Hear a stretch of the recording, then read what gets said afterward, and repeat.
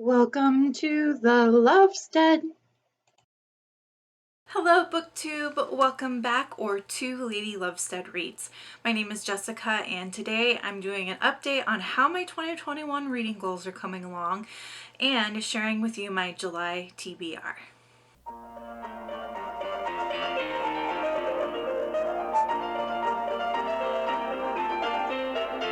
So 2021 is moving right along, isn't it?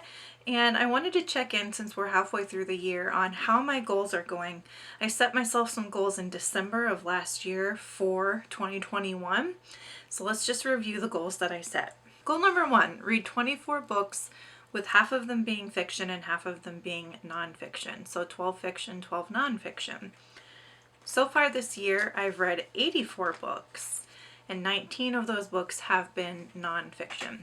It's not quite half and half, but if we were using the measure of 12 fiction, 12 nonfiction, I've read 19 nonfiction, so I've definitely met that goal.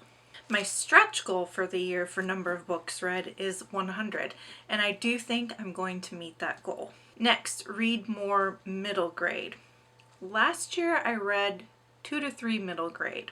So far this year I've read 8 middle grade. My goal for the year is to read 1 middle grade a month, so I'm ahead of schedule there.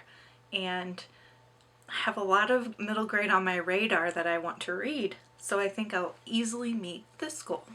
My next goal was to read more poetry in verse. In 2020, I read 3 works of poetry in verse, and so far in 2021, I've read 3 works of poetry. So if I just read even one more work of poetry, I've met that goal. Next, my goal was to read more cookbooks, and I've read 2 cookbooks this year, both of which I read in January. This goal's kind of fallen off my radar, and it's not really one I want to meet so much anymore, and I'm probably just gonna veto the goal and take it off my list because it's not jiving with me. And the whole point of having reading goals is so that you have some structure in your reading, but you're still enjoying what you're reading. So I think I'm gonna ex-nay the Book K. My next goal is to track different statistics for the books that I read, things like whether I'm reading truly diverse books, whether I'm reading works in translation, and I've done a great job of this so far. When I do my year-end wrap-up, I'm going to have a really rich set of statistics to share with you. My next goal is to be aware of where I'm purchasing books. I have greatly reduced the number of books that I purchase on Amazon. I primarily now purchase books through thrift books, which is not associated with Amazon, and at local thrift shops and charity shops in my area. Occasionally I'll buy a book new from Barnes & Noble or bookshop.org, and I did join Book of the Month, but I'm okay with that. My next goal is to read all of the Miss Marple series by Agatha Christie. I'm definitely pretty far behind on that goal. I've only read 2 books in the series and there are 13 that I need to get through. So I have 11 books that I need to read before the end of the year to meet that goal. I set the goal to read 1 classic a month. So far this year I've only read 4 classics, and 2 of them are the Agatha Christie books that I read because I do count those as classics. So I've got a little bit of work to do in that goal as well. I need to read 8 more classics this year to meet that goal. I had 3 other series that I was trying to finish up this year to be either current on or to finish the series. The first one was the Mercy Thompson series by Patricia Briggs. The second series was the Rizzoli and Isles series by Tess Gerritsen. I've read this series before. I'm doing a reread of this series, really enjoying it. And then the third series was the Twilight series. I wanted to finish that series out and then be up to date reading Midnight Sun. And I am on book 7 of the Rizzoli and Isles series, and I'm on book 7 of the Mercy Thompson series. I only need to finish Midnight Sun and I will be caught up on the Twilight series and can put it out of my mind for a while.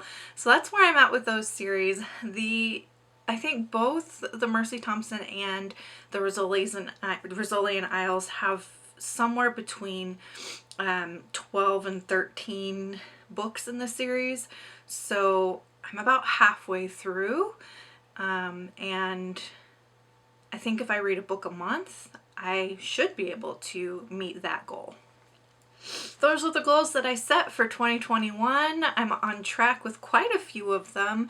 I just need to get caught up on my series and specifically get caught up on reading my classics and Miss Marple books. Now on to my July TBR. I am bringing back my TBR. I did away with TBRs for a while because I just wanted to mood read. But I think that TBR videos are an essential part of BookTube, and I know that a lot of people are getting rid of their TBR videos.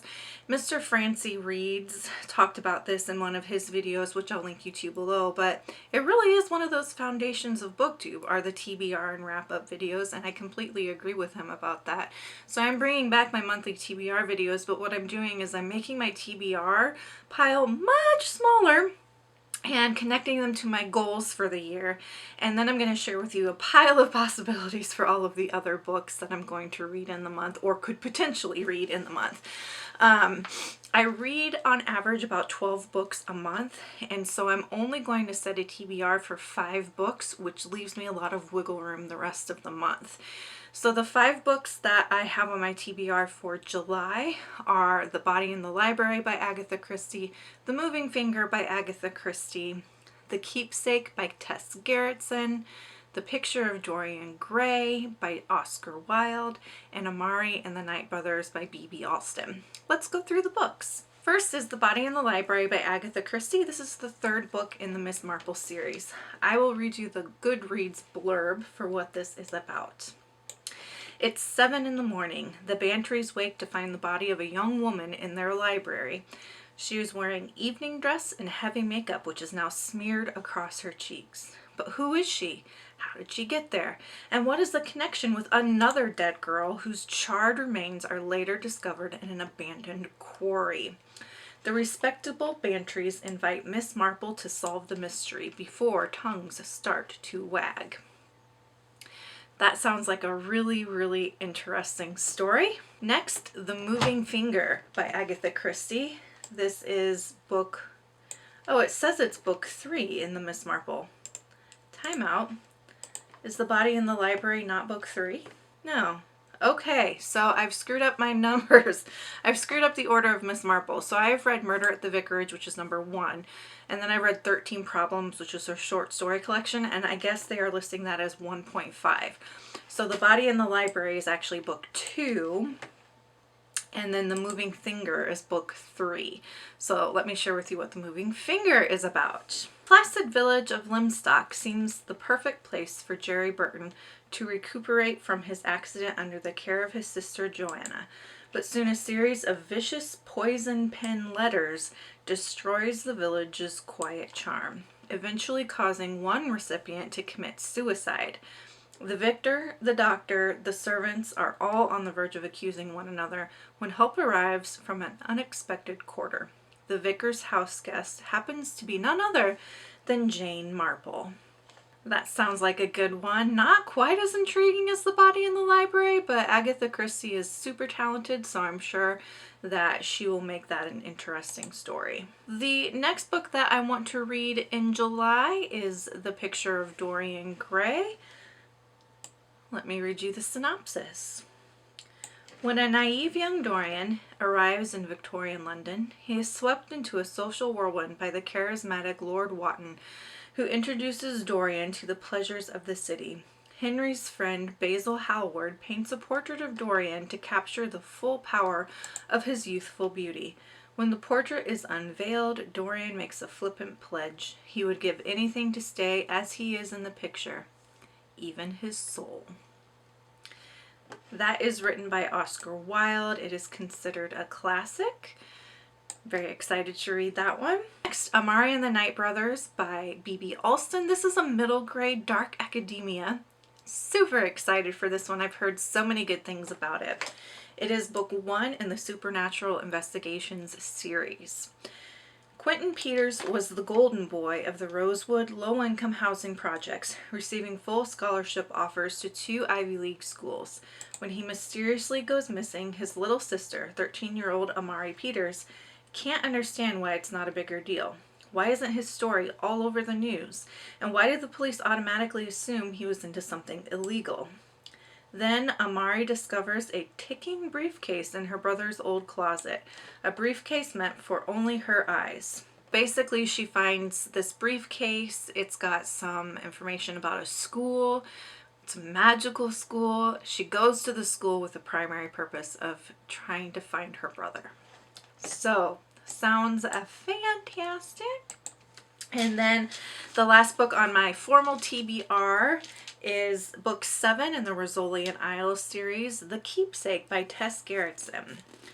For untold years, the perfectly preserved mummy had lain forgotten in the dusty basement of Boston's Crispin Museum. Dubbed Madame X, the recently rediscovered mummy is, to all appearances, an ancient Egyptian artifact. But medical examiner Maura Isles discovers a macabre message hidden within the corpse, horrifying proof that this centuries-old relic is instead a modern-day murder victim. When the grisly remains of 2 other women are found, it becomes clear to Maura and Boston homicide detective Jane Rizzoli that a maniac is at large. That sounds so interesting. It is interesting. I've read it. I love it. Really looking forward to my reread. Okay, so those are the 5 books that I am definitely 100% reading in July. Again, that leaves the door pretty wide open for other books to check out throughout the month. So I wanted to share with you some books on my radar by genre. On my radar for literary and classics are Goethe by Katarina Tokova, Pachinko by Min-Jin Lee, and The Woman in White by Wilkie Collins. On my radar in thriller and horror are The Guest List by Lucy Foley, The Hollow Place by T. Kingfisher, The Southern Book Club's Guide to Slaying Vampires by Grady Hendrix, and 56 Days by Catherine Ryan Howard. On my radar for romance is The Kiss Quotient by Helen Wong, Dirty Love by Kenya Wright, and Wicked Intentions by Elizabeth Hoyt. On my radar for cozy mysteries is The Uninvited Corpse by Deborah Sonnenfelder. I think I said that correctly. Natural Thorn Killer by K.E. Dyer Seeley, and Murder at the PTA by Lee Hollis. On my radar for middle grade is Hollowpox by Jessica Townsend and The Sea of Monsters by Rick Riordan. And on my radar for nonfiction is Pathological Altruism by Barbara Oakley and Pastrix by Nadia Boltz-Weber. Finally, on my radar for fantasy is Hotel Transylvania by Chelsea Quinn Yarbrough, Blood on Silk by Marie Traynor, and Fairest by Marissa Meyer. That'll do it for today's video. If you made it this far, go ahead and leave a flower down in the comments below because it's summertime. And until next time, make sure that you continue to read good books, drink good coffee, take care of yourselves and each other. Bye.